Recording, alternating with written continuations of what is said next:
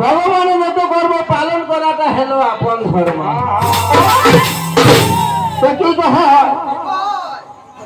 ওই মাহাই বাপে জনম দেত